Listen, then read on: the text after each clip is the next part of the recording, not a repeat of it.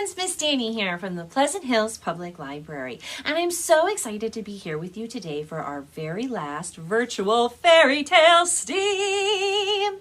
So we will be offering some STEAM videos during the fall and the winter, so keep an eye out for those. But this one is our very last virtual fairy tale STEAM video of the summer. And today we're going to be talking all about superheroes. I bet if you sat and thought about it for a couple of minutes, you could come up with several different superheroes. Just off the top of my head, some of my favorite superheroes are the Wonder Woman, Hulk, Captain America, Iron Man, Captain Marvel, Black Widow, Spider-Man, Superman, Batman, The Flash. And that's just a couple. There are many, many, many different superheroes in our culture and other cultures from around the world. Here in America, most superheroes that you're probably familiar with come from the DC universe or the Marvel universe. But those superheroes, along with superheroes from around the world, owe their origins to stories that are really, really, really, really old. In fact, many superhero powers bear a striking resemblance to the powers of ancient Greek gods. So the ancient Greek gods had many powers that might seem familiar to you. The power to control the weather, power to control the sea, super strength, the ability to teleport, the ability to fly. Does that sound like any superheroes you know? Zeus is perhaps best known for being the head god in charge and throwing thunderbolts. But did you know that he could also transform himself into anything, including an ant? Does that sound like a superhero you know? Ant-Man. What about the Greek god Poseidon? He had control of the ocean. Does that remind you of any superheroes? Aquaman. The Greek god Ares had impenetrable armor, kind of like Captain America's super shield. The Greek god Hermes is often depicted as wearing a helmet and sandals with wings on it that gave him the ability to fly. We're going to start today with a story about how he got that ability, which is very common amongst superheroes. The story we're going to read today is The Robber Baby, found in this collection, The Robber Baby Stories from Greek Myths, written and illustrated by Anne Rockwell, and read today with permission of Holiday House Press. Hermes was always full of mischief. On the very day that he was born, while his mother, the nymph Maya, was having a nap, he got up from the cradle. Then he sneaked out of the cave where he lived and stole 50 cows from the god Apollo. He made shoes from the back of oak trees for each of the 4 feet of the 50 cows, and then he put the shoes on their feet backwards. That way, anyone trying to find the cows by following their footprints would think that the cows had walked in the opposite direction. And then, so no one could recognize his own footsteps, Hermes made sandals for himself out of reeds. These sandals made footprints that looked like nothing ever seen on earth, prints that looked as if the trees had gone walking. On his way home, the clever baby found a tortoiseshell. "I like that," he said to himself as he admired its interesting shape, and so he kept it. As soon as he got home, Hermes slaughtered 2 of the cows and made an offering to the gods and lunch for himself. Then he made the 2 hides of the cows into leather. He cut 7 strips of the leather and made himself a lyre by stretching the strips across the tortoiseshell he had found. That lyre was the first musical instrument in the world. Tricky little Hermes did all this before his mother woke up from her nap that afternoon. When his mother did wake up, Hermes pretended to be sound asleep in the basket cradle. Meanwhile, Apollo had discovered that 50 of his beautiful cows were missing. An old man told him that he had seen a tiny baby leading the cattle away. Apollo knew that the nymph Maya had given birth to a baby, and he immediately suspected that this was the baby who had stolen his cows. Apollo hurried to the cave where Hermes lived with his mother and demanded the cows back. "Oh, how silly," said Hermes' mother. "How could my tiny baby steal your cows?" "Where'd you get those leather hides if not from my cows?" shouted Apollo. At the sound of the god's angry voice, little Hermes woke up. He grinned and rubbed his chubby fingers across the leather strings of the lyre he had made. Apollo felt his anger disappearing. He was spellbound by the lovely sound of the lyre, and he wanted that lyre more than anything in the world. So he said to Hermes, "I'll trade you that lyre for the cows you stole, if you like." "Well, that's not a bad bargain," said Hermes with a twinkle in his eyes. Then Hermes decided he wanted to be a god like Apollo. He wanted to sit on a golden throne with Apollo and Zeus and all the other immortal ones. He asked Apollo to take him to mighty Zeus. On the way to Mount Olympus, Hermes grew very quickly. By the time he and Apollo reached the throne of Zeus, Hermes was a tall young boy.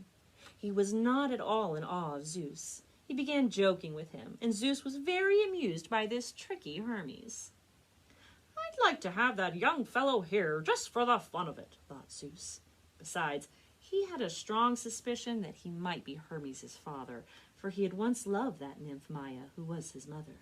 "Very well," he said. "You may come to sit on a throne here on Mount Olympus if you like, but you must never steal from one of the gods again, and you must never try to deceive me with your lies and tricks." Hermes promised Zeus that he would do as he commanded. "Well, I'll give you a job to keep you busy," said Zeus. "I'll make you my messenger to the mortals below." And that's exactly what he did. Zeus gave Hermes a wide-brimmed hat and a cape to protect him from the rain, for he had to travel in all weather to all sorts of places. Then Hephaestus made him golden sandals with wings and added golden wings to the hat, and that was so Hermes could travel quickly from his throne on Mount Olympus to the earth below whenever Zeus commanded him to do so. Last of all, Zeus gave Hermes a golden staff with snakes twirling around it. Hermes always carried the staff to show that he was the messenger of Zeus himself. Hermes brought all sorts of messages from Zeus to mortals. Some of them were happy messages, and some were sad. But there was one message that Hermes always hated to deliver. When the time came for someone to die, it was his duty to tell the dying person that he had come to accompany that mortal to the kingdom of Hades.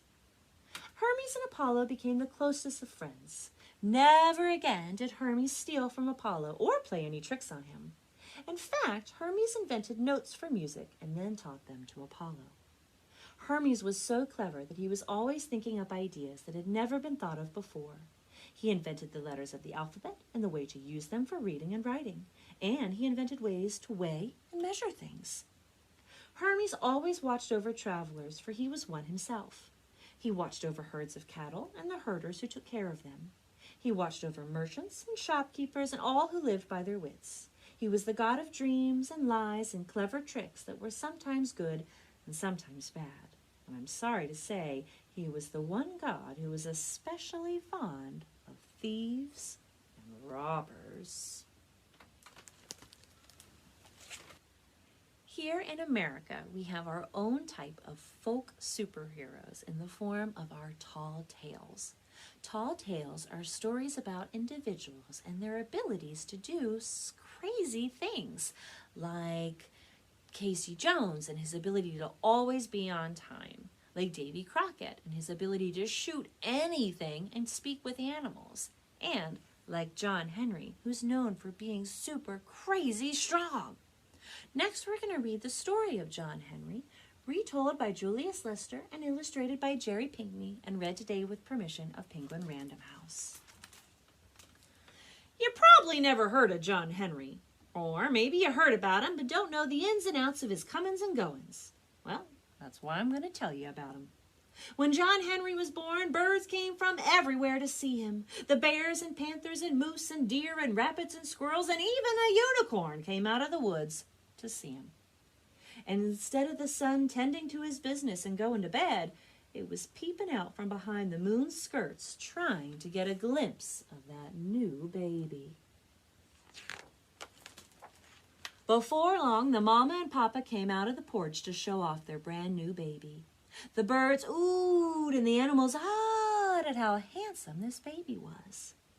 Somewhere in the middle of one of the oohs, or maybe it was on the backside of one of the ahs, that baby jumped out of his mama's arms and started growing. He grew, and he grew, and he grew, and he grew. He grew until his head and shoulders busted through the roof, which was over the porch. John Henry thought that was the funniest thing in the world, and he laughed so loud the sun got scared. It scurried from behind the moon's skirts and went to bed, which is where it should have been all the while. The next morning, John Henry was up at sunrise, but the sun wasn't. He was tired and decided to sleep in. But John Henry wasn't going to have none of that, and he hollered up into that sky, "Get up from there! I got things to do, and I need light to do 'em by." And the sun yawned, washed its face, floshed and brushed its teeth, and hurried up over the horizon. That day, John Henry helped his papa rebuild the porch he'd busted through, added a wing onto the house with an indoor swimming pool and one of them jacuzzis. After lunch, he chopped down an acre of trees and split them into fireplace logs and still had time for a nap after supper. Well, the next day, John Henry went to town. He met up with the meanest man in the state, ferret-faced Freddie, sitting on his big white horse. Do you know what he was doing? He was thinking of mean things to do.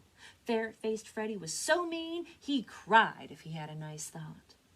John Henry said, "Freddie, I'll make you a bet. Let's have a race. You on your horse, me on my legs. If you and your horse win, you can work me as hard as you want for a whole year. If I win, you have to be nice for a whole year." Ferret-faced Freddie laughed an evil laugh. "It's a deal, John Henry." His voice sounded like bat wings on tombstones. Well, the next morning, folks lined up all along the way to watch the race go.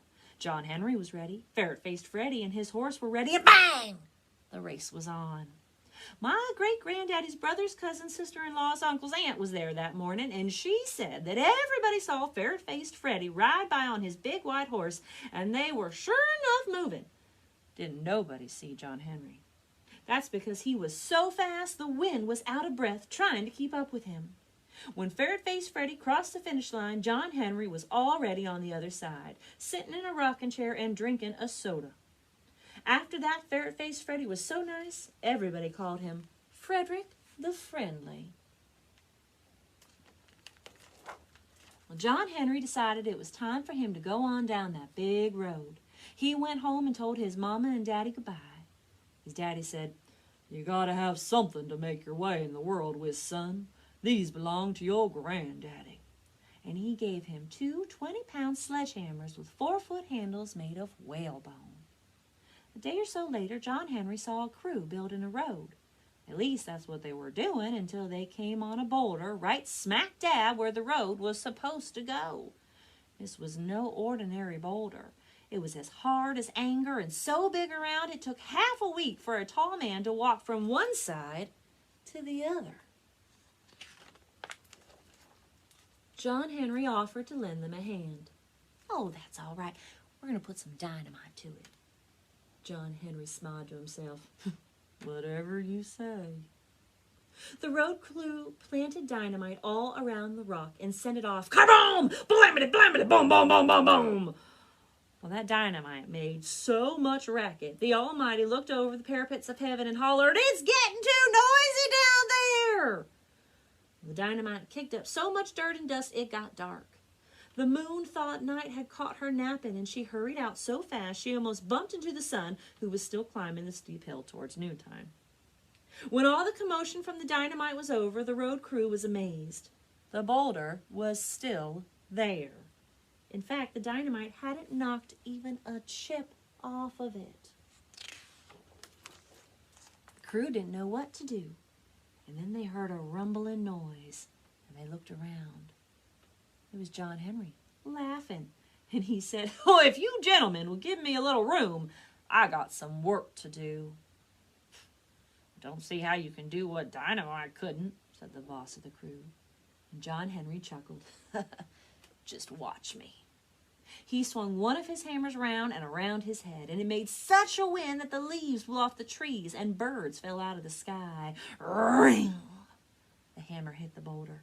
That boulder shivered like you do on a cold winter morning when it looks like the school bus is never going to come. Ring! That boulder shivered like the morning when freedom came to the slaves. John Henry picked up his other hammer and he swung one hammer in a circle over his head. And soon as it hit that rock, ring! The hammer in his left hand started to make a circle and ring! Soon the ring of one hammer followed the ring of the other one so closely it sounded like they were falling at the same time. Ring! Ring! Ring! Ring! Well, chips and dust were flying from the boulder so fast that John Henry vanished from sight. But you could still hear his hammers. Ring! Ring! The air seemed to be dancing to the rhythm of his hammers. The boss of the road crew looked up, and his mouth dropped open. He pointed into the sky. There in the air above the boulder was a rainbow. John Henry was swinging the hammer so fast he was making a rainbow around his shoulders. It was shining and shimmering in the dust and grit like hope that never dies. And John Henry had started singing. I got a rainbow, ring, ring, tied round my shoulder, ring, ring. It ain't gonna rain, no, it ain't gonna rain, ring. Ring. John Henry sang and he hammered and the air danced and the rainbow shimmered and the earth shook and rolled from the blows of the hammer. And then finally it was quiet and the dust settled. Folks could not believe their eyes. The boulder was gone and in its place was the prettiest and straightest road they had ever seen. Not only had John Henry pulverized that boulder into pebbles, he'd finished building the road. In the distance, where the new road connected to the main one, the road crew saw John Henry waving goodbye, a hammer on each shoulder, the rainbow draped around him like love. John Henry went on his way. He'd heard that any man good with a hammer could find work building the Chesapeake and Ohio Railroad through West Virginia, and that was where he had been going when he'd stopped to build that road. The next day, John Henry arrived at the railroad. However, work had stopped. The railroad tracks had to go through a mountain, and such a mountain. Next to it, even John Henry felt small. But a worker told John Henry about a new machine they were going to use to tunnel through the mountain, and it was called a steam drill. It can hammer faster and harder than 10 men, and it never has to stop or rest. The next day, the boss arrived with the steam drill, and John Henry said to him, Let's have a contest. Your steam drill against me and my hammers. And the man laughed. Oh, I've heard you're the best there ever was, John Henry, but even you can out-hammer a machine. Well, let's find out, John Henry answered. The boss shrugged. Don't make me no never mind. You start on the other side of the mountain, and I'll start the steam drill over here. And whoever gets to the middle first is the winner. The next morning, all was still. The birds weren't singing and the roosters weren't crowing. When the son didn't hear the rooster, he wondered if something was wrong, so he rose a couple of minutes early to see. What he saw was a mountain as big as hurt feelings. On one side was a big machine hooked up to hoses. It was bleaching smoke and steam. As the machine attacked the mountains, rocks and dirt and underbrush flew into the air. On the other side was John Henry. Next to the mountain, he didn't look much bigger than a wish that wasn't going to come true. He had a 20-pound hammer in each hand and muscles hard as wisdom in each arm. And as he swung them through the air, they shone like silver, and when the hammers hit the rock, they rang like gold. Before long, tongues of fire leaped out from each blow. Look at that.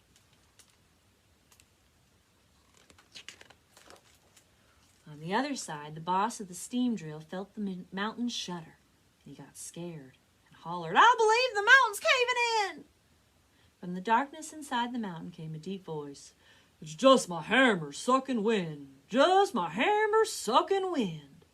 There wasn't enough room inside the tunnel for the rainbow, so it wrapped itself around the mountain on the side where John Henry was. All through the night, John Henry and the steam drill went at it. In the light from the tongues of fire shooting out of the tunnel from John Henry's hammer blows, folks could see the rainbow wrapped around the mountain like a shawl.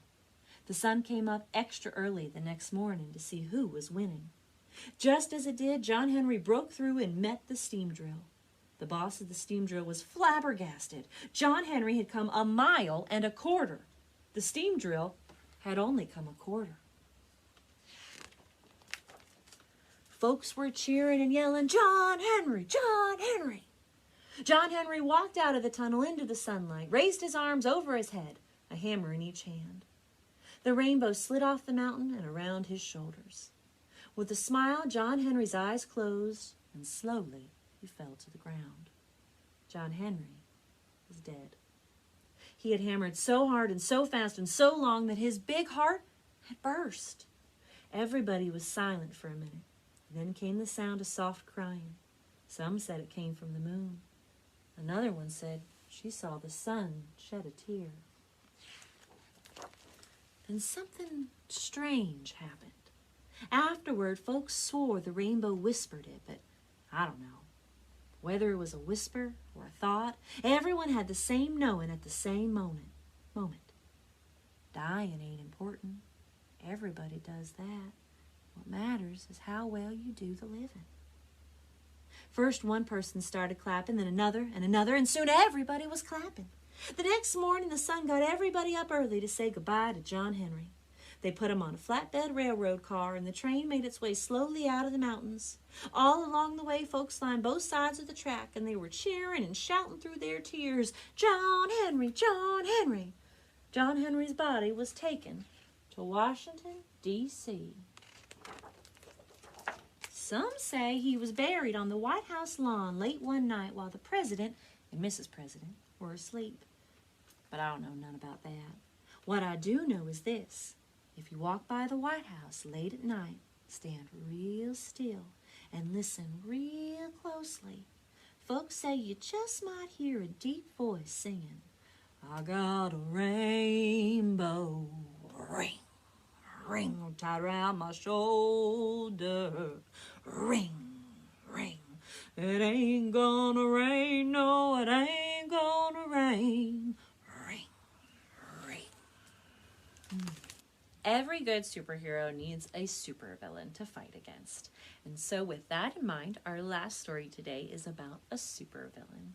This is Baron Von Batty and the Ice Ray Incident, written and illustrated by George McClements and read today with permission of Houghton Harcourt Mifflin Press. Baron Von Batty was a genius. An evil genius. Clunk. But no matter how clever his plans were, he was always foiled by his nemesis. "No fair! Hey, look!" "Kapow! Captain Kapow!" Captain Kapow always made sure the Baron had time to think about his actions. "Did you catch the game?" "No, I was plotting." In jail. But all the Baron ever thought about was his next invention and escaping. Which he did. Every time. And then one day, during a routine ice ray experiment, the unthinkable happened. The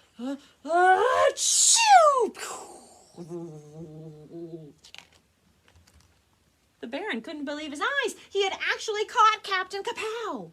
Baron Von Batty had won! No one could stop him now. He could do anything he wanted. The first week, he built a new robot, changed Tuesday to Wednesday, and ate a lot of donuts. Ha ha ha! This is the greatest!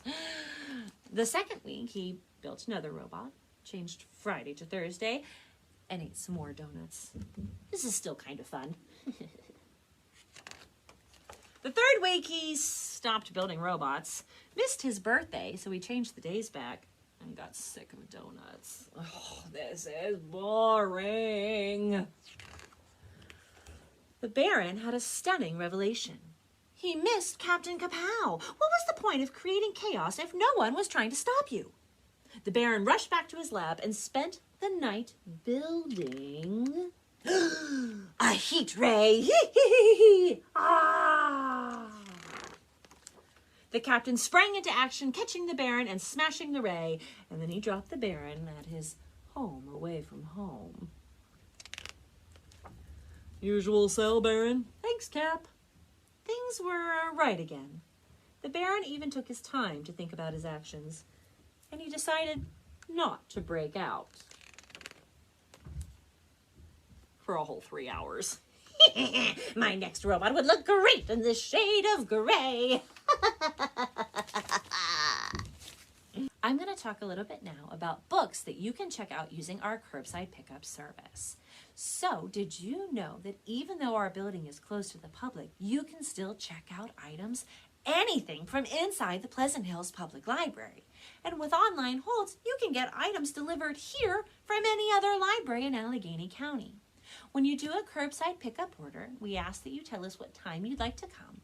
Then we check out the books on your card and set them on our pickup table in our parking lot. Super easy. If you'd like to start a curbside pickup order, give us a call at 412-655-2424. Send us an email to pleasanthills@einetwork.net or a Facebook message or a comment on this video. So we'll start our book recommendations with more books about Hermes. These are both graphic novels that talk about the life and misdeeds of Hermes, the god of mischief. Here we have Olympians, Hermes, Tale of the Trickster, written and illustrated by George O'Connor. And here is I Am Hermes, Mischief-Making Messenger of the Gods, written and illustrated by Mordecai Gernstein.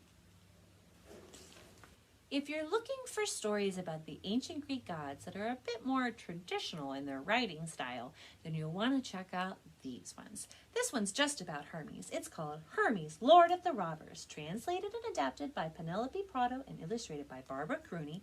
And this one's a collection, Gods, Men, and Monsters from the Greek Myths, illustrated by Giovanni Caselli and written by Michael Gibson. There are a lot of other collections of Greek myths, so if you don't want to read this one, let us know and we can find you a different one. Would you like to learn about other tall tales? These two books are currently available. This is Casey Jones, adapted by Stephen Kresge, illustrated by Mark Schroeder, and this is Davy Crockett Gets Hitched, retold by Bobby Miller and illustrated by Megan Lloyd. Both of these figures have crazy tall tales that the stories talk about.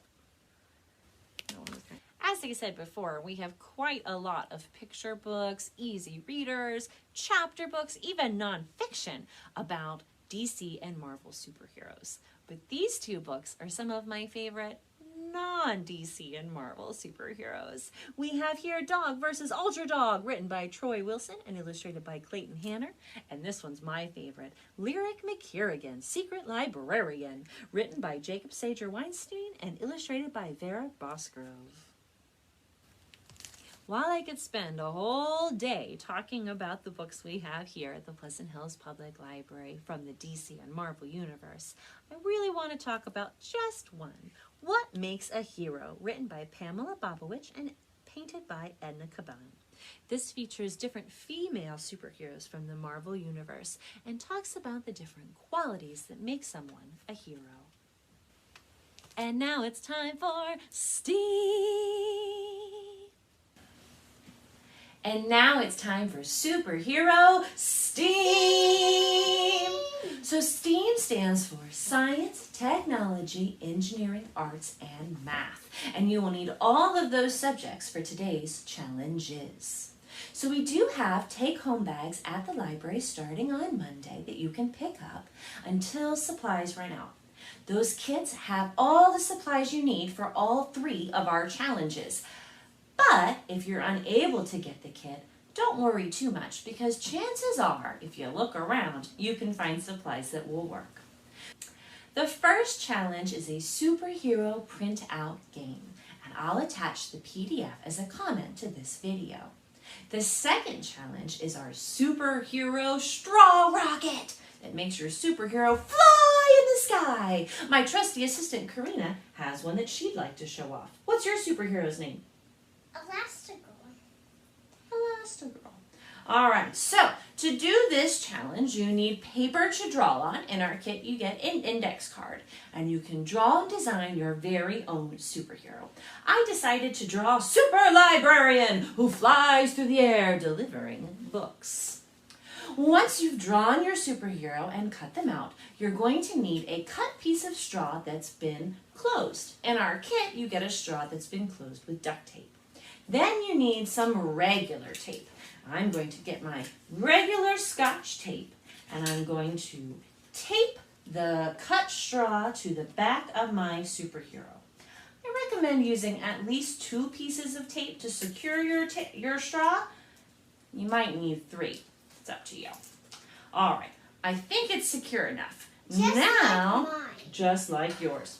Now that you've secured the cut piece of straw to your superhero, it's time to get a flexible straw, or in Karina's case, a plastic straw that's big enough to point upwards. You're going to put the smaller straw into the big straw.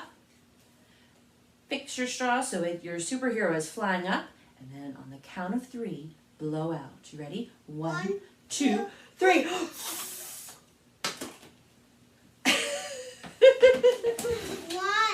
2, 3.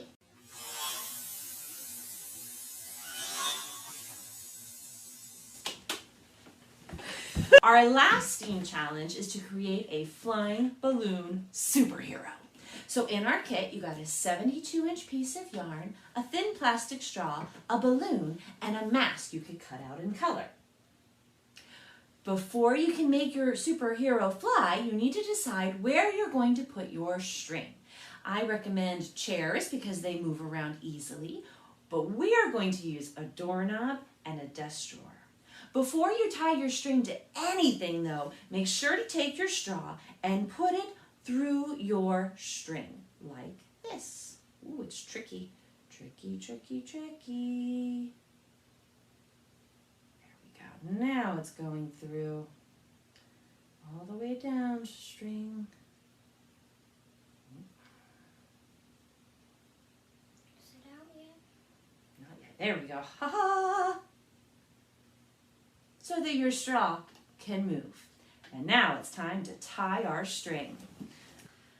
Once your string is securely in place, it's time to blow up your balloon. Now, when you blow up your balloon, don't knot it. Use your fingers or have someone else help you pinch it closed. That's really important for this. Ready?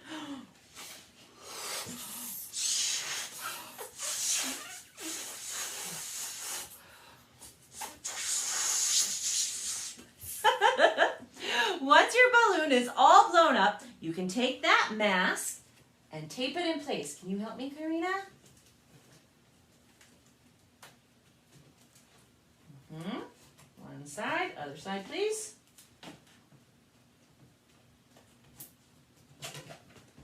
So now our balloon is a superhero. Now I hope once your balloon superhero is ready, it's time to tape him to the straw, like this. All right, tape the straw over top of him. Good job. Push that down really strong. Okay. All right, now pull your balloon back to the starting place. And on the count of 3, we're going to let him go. 1, 2, 3. Woo! He was so fast. Did you see him? We'll do it one more time. All right, on the count of 3, ready? 1, 2, 3. We would love to see pictures and videos of your completed superhero projects. You can add them as a comment to this video. You can email them to us at pleasanthills@einetwork.net, or you could submit them to our special Facebook group, Pleasant Hills Library SRC Imagine Your Story. Okay, friends, I hope you've really enjoyed our last virtual fairy tale STEAM. Don't worry, there'll be more virtual STEAM videos coming in the fall and winter, so keep a lookout for our fall and winter virtual program schedule. I hope you have a good day. Bye! This is my mom's superhero, flying and delivering books and bopping.